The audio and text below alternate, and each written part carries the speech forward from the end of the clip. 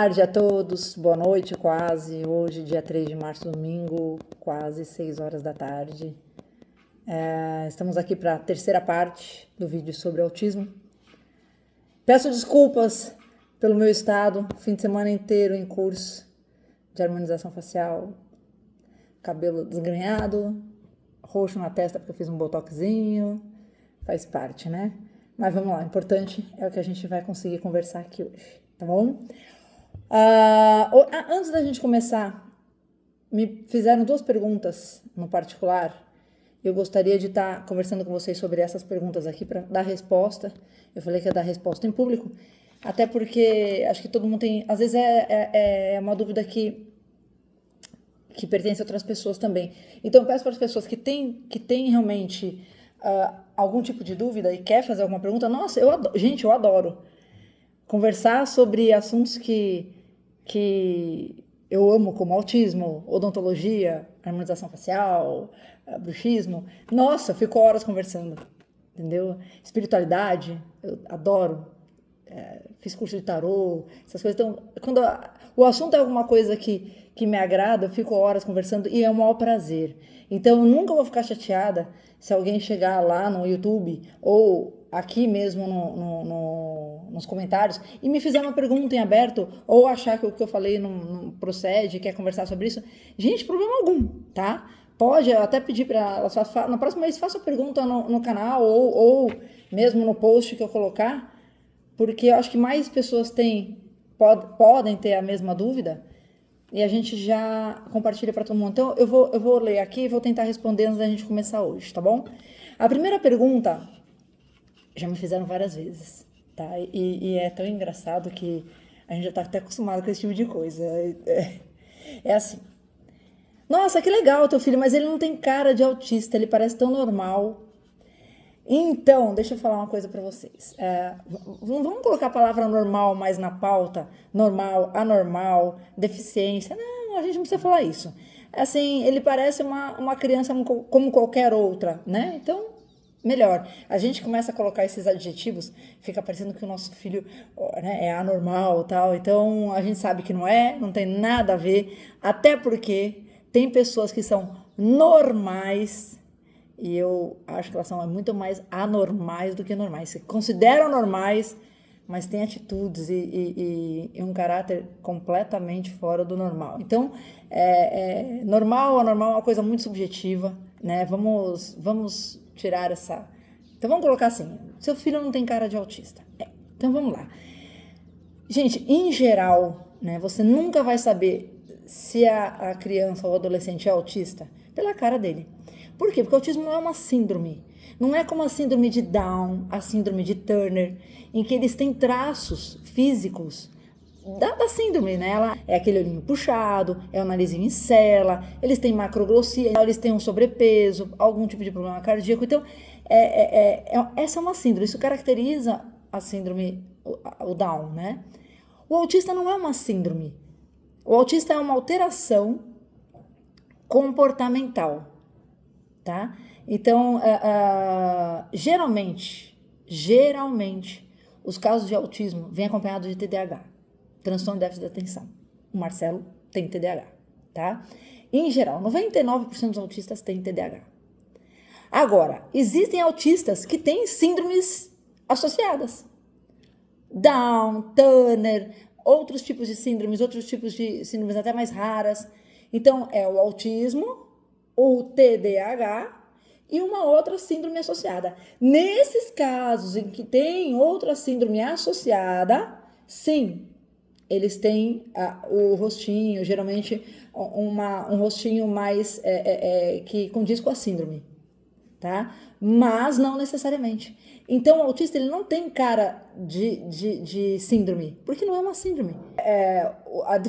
Você vai perceber que ele é autista no modo dele agir, no modo dele falar, no modo dele se portar perante as pessoas, perante um local. Então, ele vai agir de uma maneira um pouquinho diferente, tá? Ele vai agir de uma maneira não tão... que seria o esperado num padrão de comportamento mais adequado. Então, ele vai ter esse tipo de reação, esse tipo de reação ambiente que ele está, ao tipo de reação de conversa com as pessoas de maneira normal.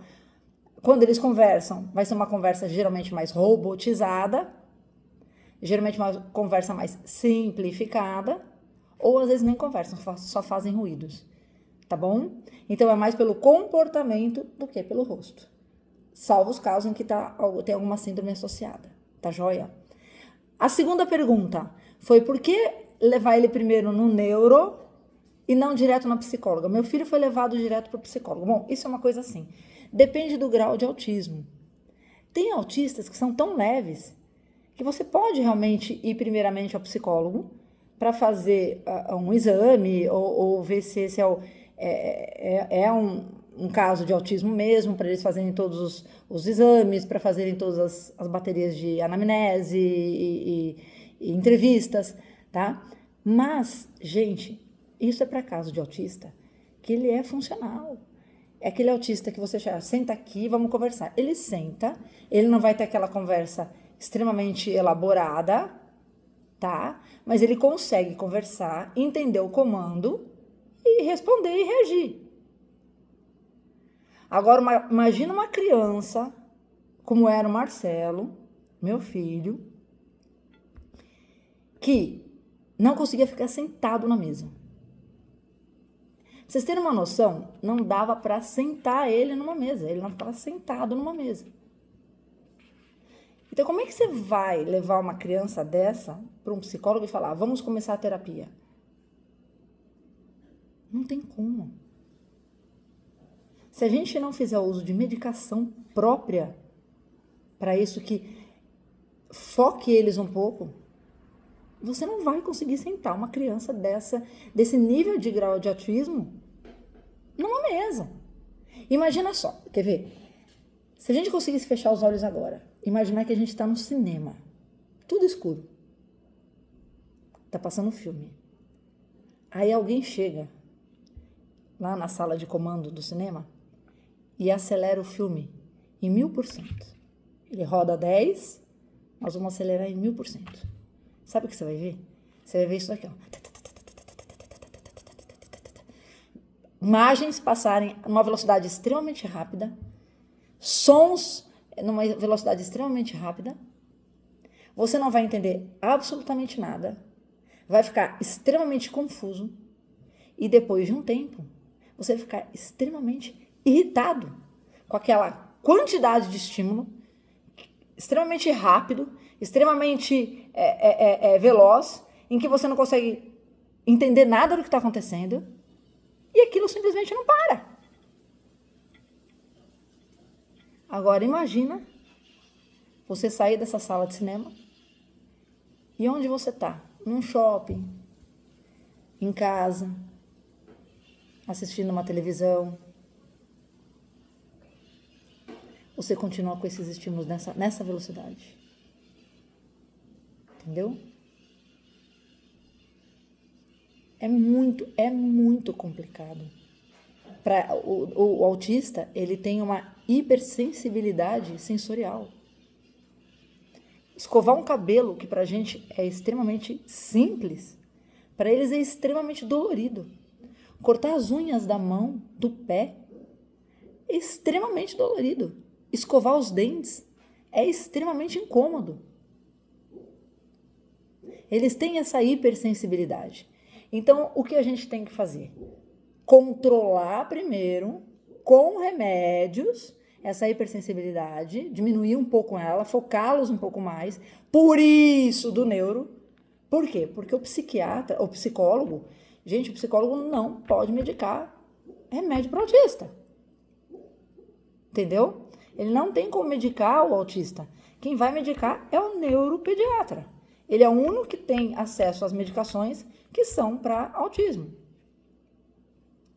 E aí sim, medicados, onde as sinapses, né, as ondas cerebrais começam a diminuir um pouco já não está desse jeito, as imagens já não estão desse jeito, já começam a ficar desse jeito, né? Não vão estar tão normalizadas como seria de uma pessoa que não tem autismo, mas diminui bastante aquela agitação, aí sim eu consigo sentar uma criança numa mesa para poder fazer a terapia com ela, cognitiva, motricidade, fono, etc, tudo que vai fazer. Mas enquanto eu não medico essa criança que está hipersensibilizada e tem um grau elevado de autismo, a gente não consegue começar as terapias. Vai na psicóloga, ele não vai sentar na mesa. Entendeu? Então, gente, é muito importante isso, tá? Primeiro, casos de autistas que não realmente são tão funcionais, não conseguem sentar numa mesa, não conseguem se concentrar, tá? Tem que ir primeiramente para o neuropediatra. Para depois, a medicação já acertada, ele consegue fazer uma terapia, ele consegue se concentrar, olhar para a cara da psicóloga e tentar obedecer algum comando. Senão, não tem chance. Tá bom? Então, esse era o primeiro ponto. Hoje nós vamos conversar sobre os surtos. Assunto difícil. Difícil, né? Quem tem filhos autistas que tem surtos, estamos juntos. Meu filho não tem mais surto. Estamos numa fase muito boa. Já vou adiantar para você que isso aí um dia vai passar, tá? Vai passar. Mas é uma fase muito difícil. É uma fase muito complicada, tá? Muito difícil mesmo. Então, eu vou passar aqui algumas dicas, porque eu acho que esse ponto vale a pena um dia só disso, tá bom? A gente conversar só sobre esse assunto. Na semana que vem, quem vai estar comigo vai ser a professora do Marcelo, que pegou ele a primeira vez quando ele foi para a escola, que, gente, foi um zoê, que vocês não têm noção. Então, nós temos muita coisa para conversar, tá? E vamos embora. Vamos começar sobre os surtos hoje. Então, vamos lá. Descobrimos o autismo do Marcelo, diagnosticamos ele com praticamente 3 anos de idade. Eu desconfiei com 2, quando ele parou de interagir com o mundo, né? Não deixou mais ser tocado. E com quase 3 anos nós fechamos o diagnóstico. Fui para o neuropediatra, começamos a medicação. Gente, foi o que eu falei, até acertar essa medicação demora um tempo, tá? Então, vamos colocar que mais durante 1 ano o Marcelo continuou como se não estivesse sendo medicado, porque ainda não estava acertado isso, tá? Primeiro surto do Marcelo foi aquele surto que ele fez em casa, que eu falei pra vocês que eu fui tirar o carrinho do lugar e ele acertou a cabeça na parede, né? Daí pra frente, ele tinha surtos mais ou menos uma vez cada 3 dias. Um surto forte, surtos fortes, né? Vamos conversar primeiro o que são esses surtos no autismo, tá?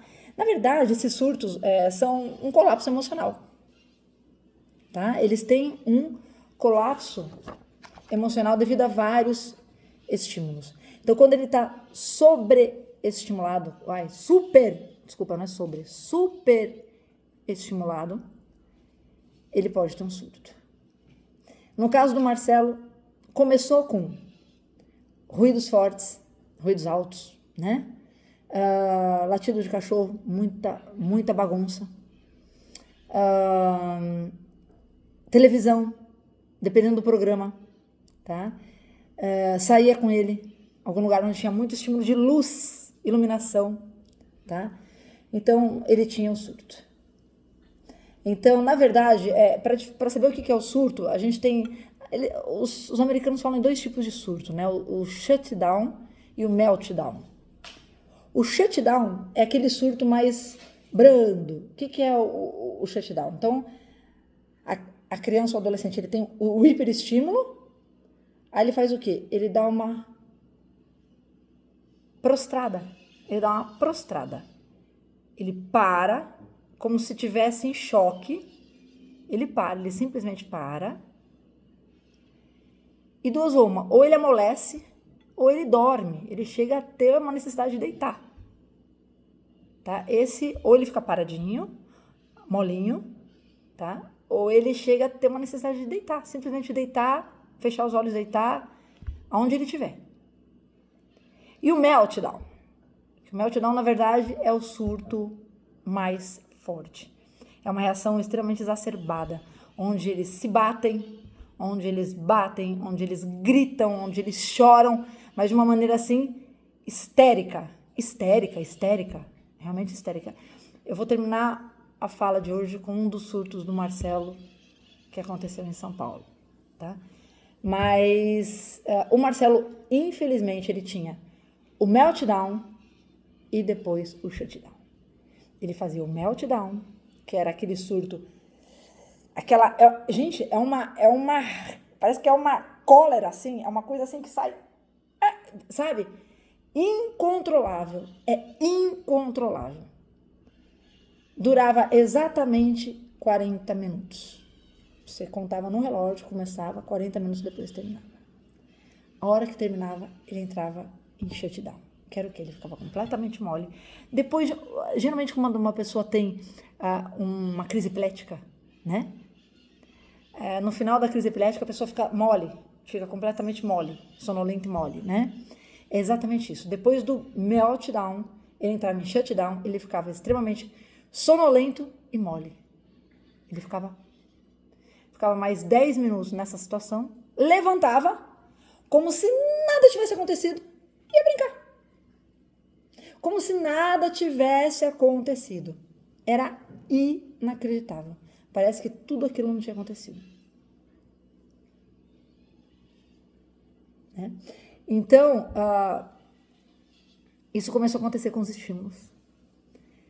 Passou mais um tempo e isso começou a acontecer sem estímulo.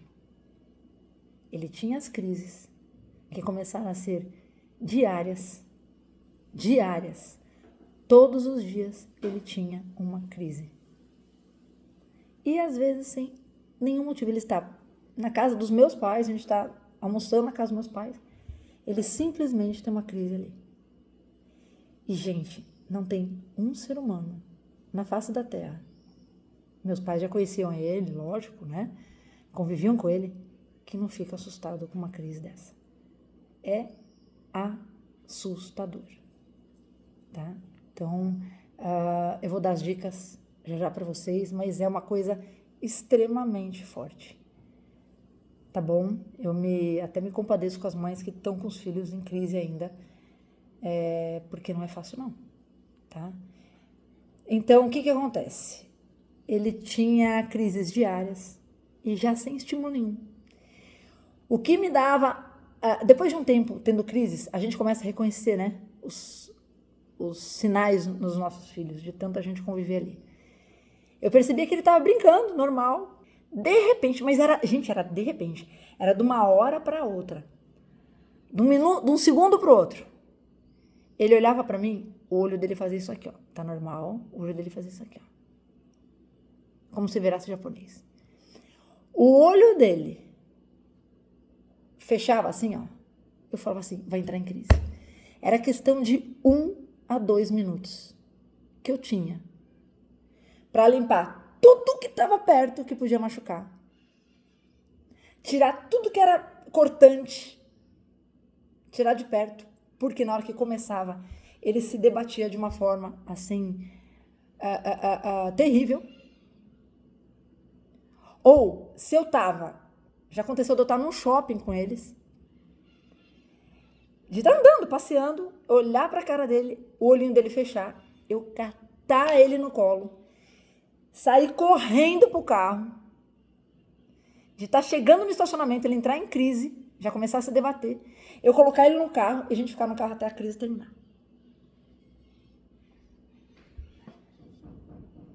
Entendeu? Eu sabia que ele estaria seguro, que ninguém ia interferir e que ele podia ter a crise tranquilo, num lugar seguro, e eu esperava aquilo lá acabar. Então, dicas que eu dou para todas as mães que têm um filho fazendo surtos, né? Seja uma vez por dia, seja uma vez por semana. Entenda quais são os sinais. Elimite um sinal antes de dar o surto. Você vai conhecer isso, você vai entender isso. Entenda qual é o sinal que o teu filho te dá antes de entrar em surto. Pode ser um olhar, pode ser como o meu filho fechava o olho naturalmente, sabe? pode ser uma expressão na mão, pode ser qualquer tipo de sinal. Entenda esses sinais para você poder ajudá-los. Por quê? Na hora que a criança entra em surto, ela sai dela. Então, o que acontece? É nessas horas que eles podem se machucar. Ou podem machucar alguém. Tá bom? Sem querer. Sem querer. O autista não é má. Não é mau. Seu filho nunca vai querer agredir alguém por agredir. Se ele bater em alguém, é porque ele se sentiu agredido. Ele está se defendendo. Mas ele não vai agredir deliberadamente. Tá? Na hora que ele tem um surto e ele começa a se debater, quem tiver ao lado pode, sem querer, ser atingido. Então, tá no meio de crianças, tá no meio de... Tira, vai lá, dá licença, pegou, tira. Ou ele já começou a gritar, você não viu o sinal. Ele já começou a gritar, já começou a se descontrolar. Gente, não tira de perto das outras crianças. Tira de perto das pessoas. Vai nem que seja para um banheiro, fica com ele lá até ele acalmar. Deixa ele fazer a crise. A crise é um colapso emocional. Você não vai conseguir. Atenção, mães. Pais, vocês não vão conseguir tirá-los da crise conversando com eles no meio da crise. Não vai conseguir. Não vão conseguir.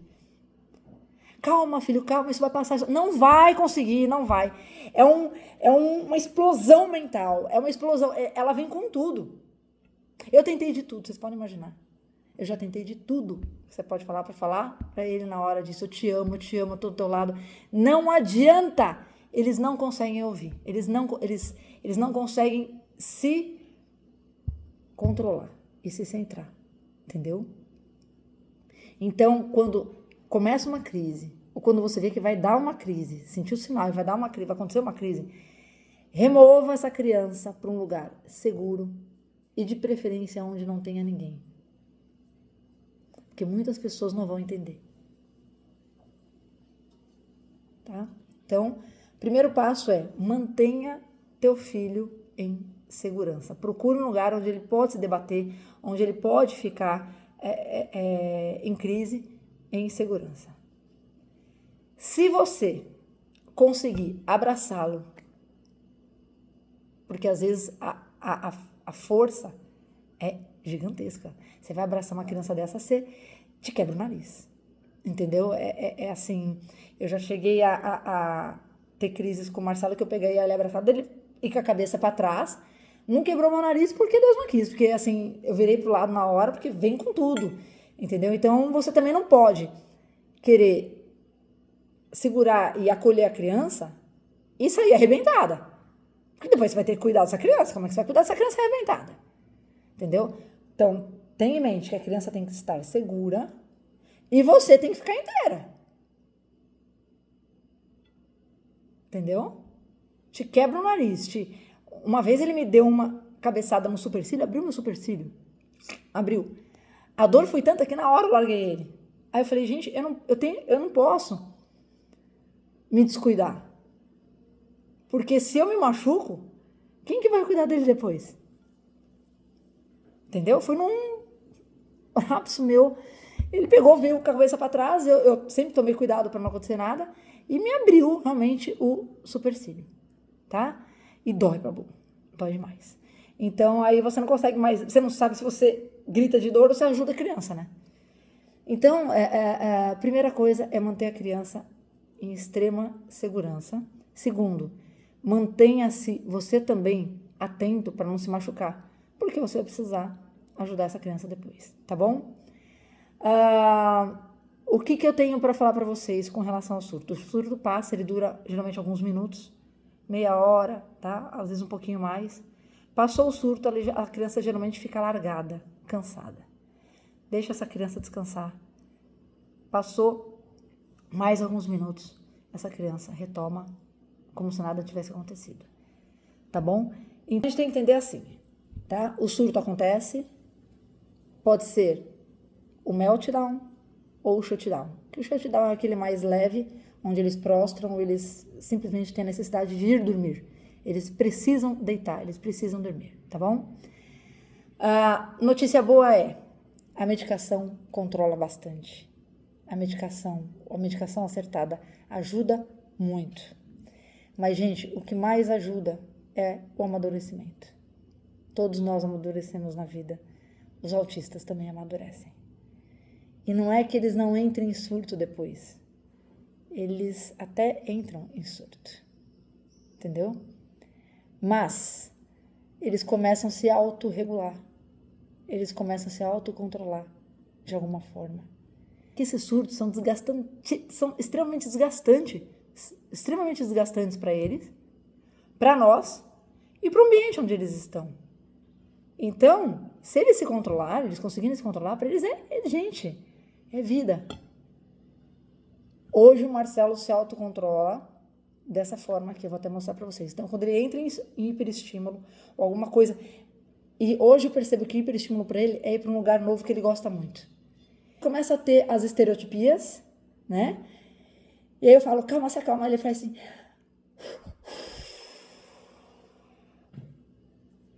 Acabou. Então, é um surto de alegria. Não é mais um surto histérico. Não é mais um surto de se bater. Não é mais um surto de se machucar. Entendeu? É um surto de alegria. E aí ele solta a estereotipia. Às vezes pula no lugar, fica muito assim, entusiasmado. Aí fala, calma, se controla aí, filho. Aguenta aí, né? Estamos chegando. Aí, olha que legal. É até bonitinho de ver. Às vezes ele vai num lugar que ele não gosta muito. Ah, mãe, eu não quero ficar aqui. Fala, ai, filho, mais um pouquinho, a gente tá indo embora. Ele, oi. Aí ele faz assim. Tá, mãe. Entendeu? Então ele aprendeu a se autocontrolar. Os surtos terminaram. Não existe mais surto, não existe mais sinal de surto, não existe mais... E ele tá com 15 anos, eu tô falando que o último surto dele foi há mais ou menos uns 7 anos atrás. Olha que legal. 7 anos que a gente não tem mais nenhum tipo de surto. Isso é vida. Então, o que eu tô passando para vocês é uma esperança de que medicação, bons profissionais, muita paciência, tá? Cuidem dos seus filhos na hora que há um surto. Estejam ao lado deles. Não deixem eles sozinhos em hipótese alguma. Eles podem se machucar para valer. Cuidem de vocês. Fiquem fora da mira de uma cabeça, de uma mão, de um pé, para vocês não se machucarem. E aí depois não conseguir dar uma ajuda a essa criança ou a esse adolescente. Um adolescente em surto é muito pior, ele é muito mais forte. Então tomem o cuidado, tá? Mas visem manter a segurança de todo mundo. Sua e dele. E de todo mundo que está à volta, tá? E entendam que isso vai melhorar. Eles, como nós, amadurecemos. O cérebro amadurece. Eles aprendem a se autocontrolar. Isso é muito, muito, muito lindo. E muito, muito, muito bom. A vida começa a voltar a, vamos colocar assim, a rotina dentro dos padrões de normalidade para a gente poder seguir de uma forma mais funcional para eles e para nós, né? Então, hoje vai ser mais ou menos o assunto, vai ser por aí, falando dos surtos, né? A gente falou um pouquinho dos surtos. Na próxima episódio, vamos colocar assim, nós vamos falar sobre a primeira ida à escola, toda a dificuldade da primeira ida à escola, né? Toda a adaptação, que foi longa, muito longa. Estamos falando de 2 a 3 anos de adaptação na escola. De adaptação, tá? Mas é o que eu falei, tudo termina bem. Quando a gente tem fé, tudo termina bem. Então, para terminar aqui hoje, vou contar um episódio que aconteceu com o Marcelo, num dos surtos, em São Paulo.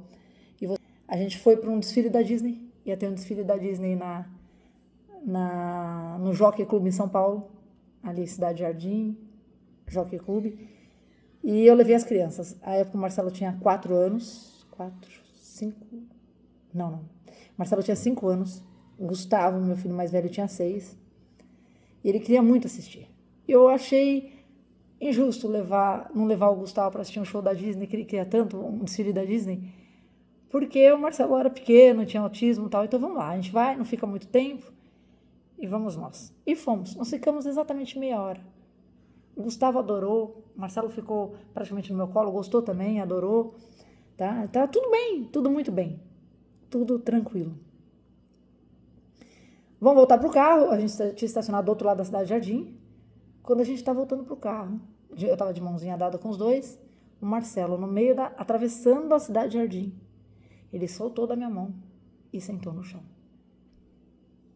Aí eu não tinha carro, era domingo, o trânsito estava bem devagar, eu só olhei pra cara dele, quando eu falei, vem Marcelo, eu olhei pro olho dele tava... Eu falei, nossa, ele vai entrar em crise.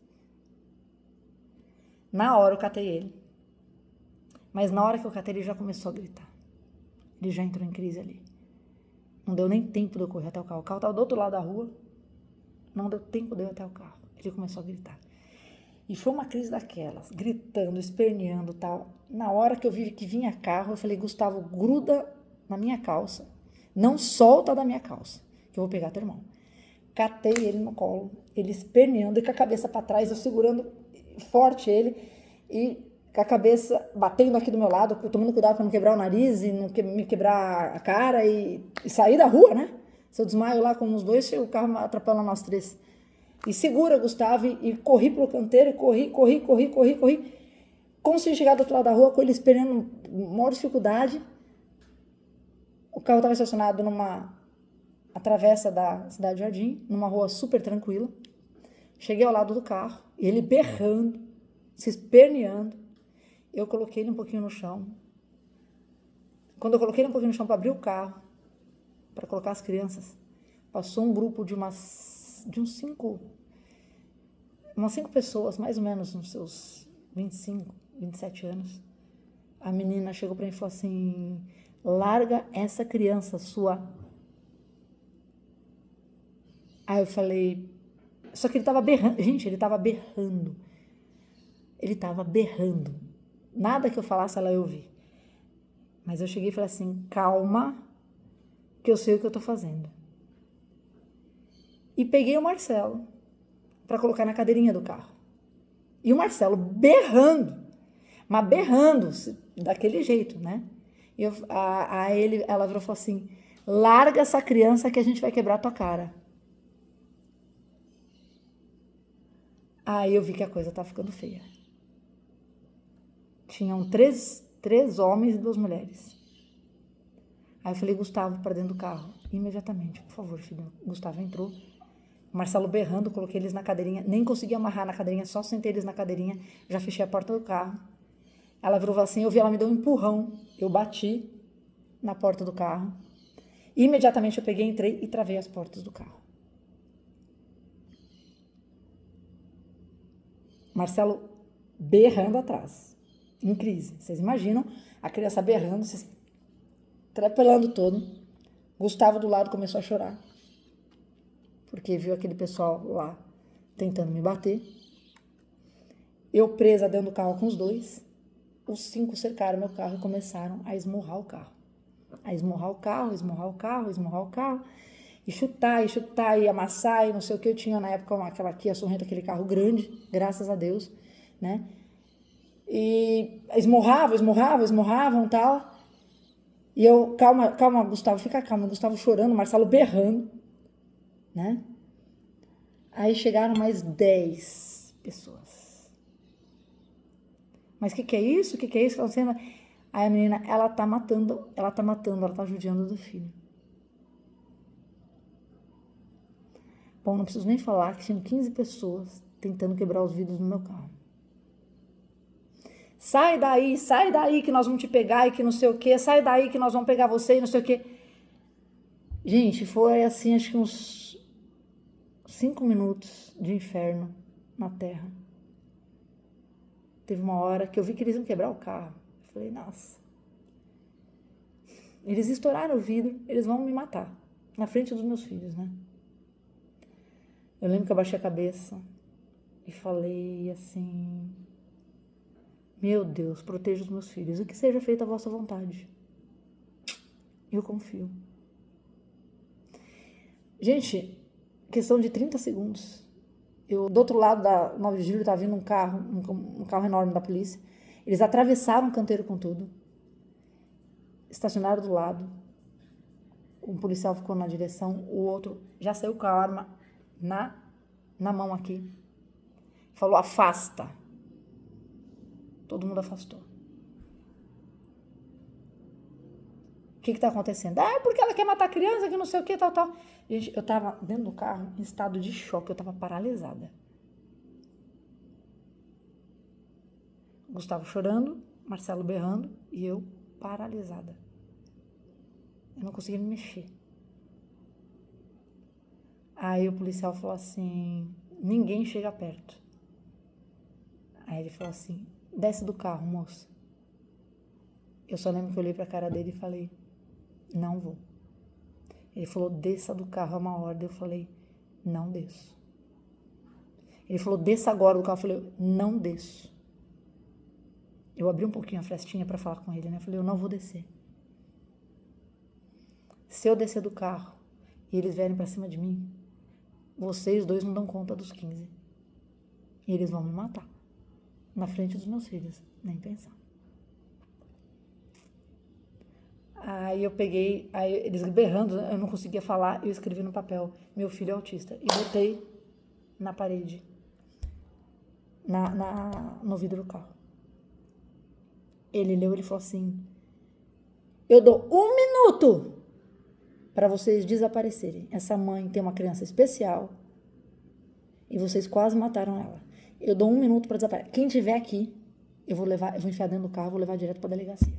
Vocês vão ficar presos. 1 minuto, eu não quero ver ninguém aqui. Mas em 1 minuto desapareceu. Foi todo mundo. Aí ele falou, pode abrir o vidro agora. Eu abri o vidro. Ele falou, como é que você tá? Eu falei, tô esperando terminar o surto pra poder sair. Aí ele falou, nós vamos ficar aqui com você. Demorou mais uns 20 minutos. Terminou o surto do Marcelo. Aí deu aquela moleza. Eu consegui colocar o cinto nele. Gustavo tinha parado de chorar também, acalmou, consegui colocar o cinto nele. Aí ele falou assim, onde você mora? Eu falei assim, eu moro em Itu. Ele falou, você tá brincando? Como é que você vai pegar a estrada desse jeito? Eu falei, não, eu consigo, eu tô bem. Ele falou, não. Pro lado, eu vou entrar, eu não posso, a gente não pode sair da cidade, tá? Eu vou levá-la até a saída de São Paulo. O colega vai do meu lado, pra você ir respirando. E aí, na saída de São Paulo, eu passo o carro pra você e a gente vê se você estiver bem, você vai, senão a gente liga pra alguém vir te buscar. Eu falei, tá bom, obrigada. Ele entrou no meu carro, na hora que ele entrou no meu carro, a gente começou a dirigir. Foi a primeira vez na minha vida que eu chorei, desde quando eu descobri que o Marcelo era autista. Assim, eu fui de lá até a saída de São Paulo chorando. Eu nunca imaginei que eu pudesse morrer por causa disso, ou que pudessem matar os meus filhos por causa disso. Foi isso que passou pela minha cabeça. E aí toda aquela carga vem, né? E eu chorei. Foi a primeira vez que eu chorei. Eu nunca tinha chorado. Desde o diagnóstico dele, eu nunca chorei. Foi a primeira vez que eu chorei, realmente, que eu vi que a gente estava realmente em perigo. Então, aí depois ele deixou a gente na saída da cidade, beleza, maravilha. Nós tocamos pra Itu, fui bem devagar, deu tudo certo, tudo normal, tá? Então, o que eu quero falar pra vocês é, aquela época, não existia nenhum documento que comprovasse que o Marcelo era autista. Hoje nós temos a carteirinha do autista, nós temos uma identidade própria para ele, nós temos camisetas, as mães agora, né, tiveram a ideia de fazer, meu filho é autista. Então, se seu filho surta, use a camiseta, meu filho é autista, para que uma coisa dessa não aconteça. E as pessoas, ao invés de te atacarem, sem saber o que está acontecendo, vão chegar para você e falar assim, você precisa de ajuda? Entendeu? Então, vistam a camiseta, quando vocês forem sair em lugar público e sabe que ele pode surtar. Tem o documento, o cartãozinho do autista. Qualquer coisa você tira da bolsa e mostra, a pessoa que vem para cima de você naturalmente vai parar e vai tentar te ajudar, tá? Então, não acho que eles talvez tenham sido culpados daquela reação, eles não sabiam. Para quem estava vendo aquilo, parecia que eu estava judiando dele mesmo, porque o grito histérico é realmente assustador. As pessoas não sabiam o que era autismo, né? Falando de 10, 11 anos atrás, era muito mais difícil o diagnóstico, né?